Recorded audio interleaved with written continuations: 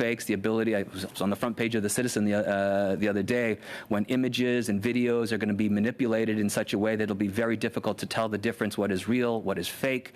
Using those kinds of tools in combination with the kind of amplification they can use in an online environment is going to make it particularly challenging, I think, for average citizens and also for national security and intelligence organizations to be able to constrain and address that behavior. It's something that we have to pay particular attention to into the future. If I recall, there's a famous Steve Bannon quote that talks about, cognitive warfare, trying to create complete chaos and disorder. This was coming from somebody who at the time was a key American advisor to an American regime.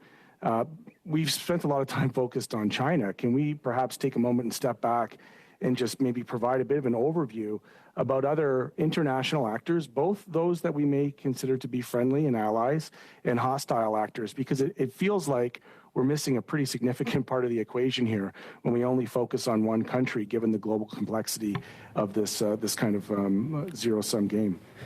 If I can, I'll just jump very, very quickly on that. I am particularly worried about non-state actors, and particularly non-state actors from friendly states. I think that it doesn't take a big stretch to see how ideologically motivated violent extremist organizations, particularly those based in the United States, are trying to amplify certain messages that divide, that target minority communities, whether or not it's promoting anti-Semitism, Islamophobia, homophobia, transphobia, undermining democratic principles and values. Lots of folks are out there doing so in a non-transparent way. They're not state actors, so therefore the ability for governments like ours to address it are a challenge, and that's one of the things that I think an inquiry should look at as well.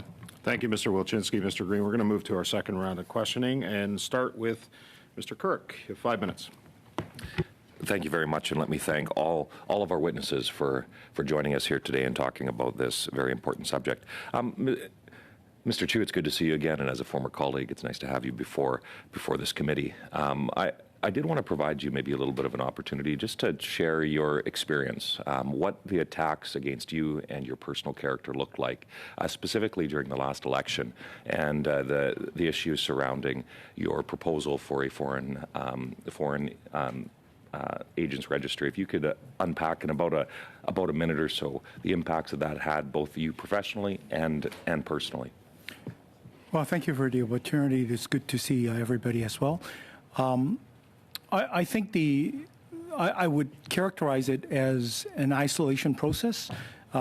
Partly it's due to the COVID pandemic, but on the other hand, I used to serve on the Chinese ethnic media quite frequently and actively.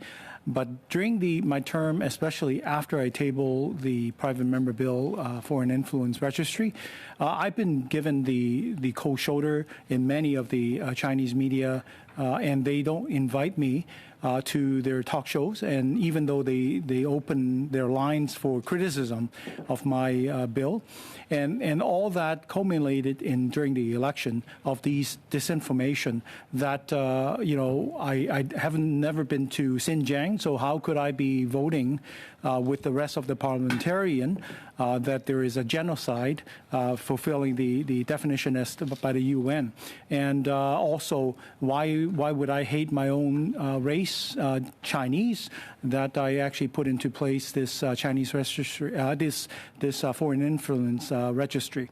It served as a big impact because I left my profession as the software development middle management personnel, and it's difficult to get back to my profession. However, I'm actually glad that this issue was being able to table on the national discussion scene has been previously mentioned. To many of us, this may sound like everything, everywhere, all at once. But to many of us in the community, it's everything, everywhere, all the time. Much, Mr. Chiu, and I'd like to dig down a little bit on the ethnic media side of things. And Mr. Ho, you had mentioned some about that. Could you describe for the benefit of the committee how this process is used or weaponized for the benefit of the communist dictatorship in Beijing? Oh, yeah. The basic principle for the CCP is to intimidate the so-called quote-unquote hostile voices in our Chinese community. And on the other hand, they manipulate the disinformation or misinformation, even fake news on their social media, like WeChat, like other, even TikTok, to spread the official propaganda to, just sidetrack the core problem.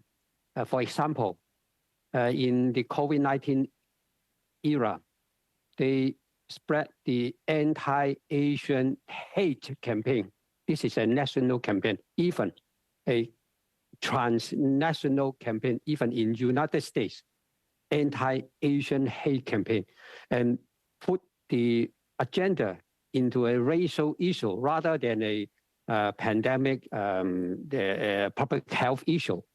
And on the election period, they just color the anti or opposite views in the Chinese community. That is anti-CCP action or commentary as a racial problem.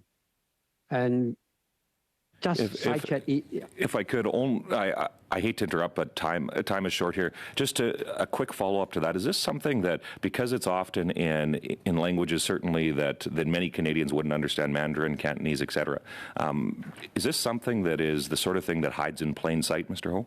Quick answer, please, Mr. Ho. Oh, yeah. This is an ethnic language problem. So the mainstream society have no idea on what happened in our Chinese community.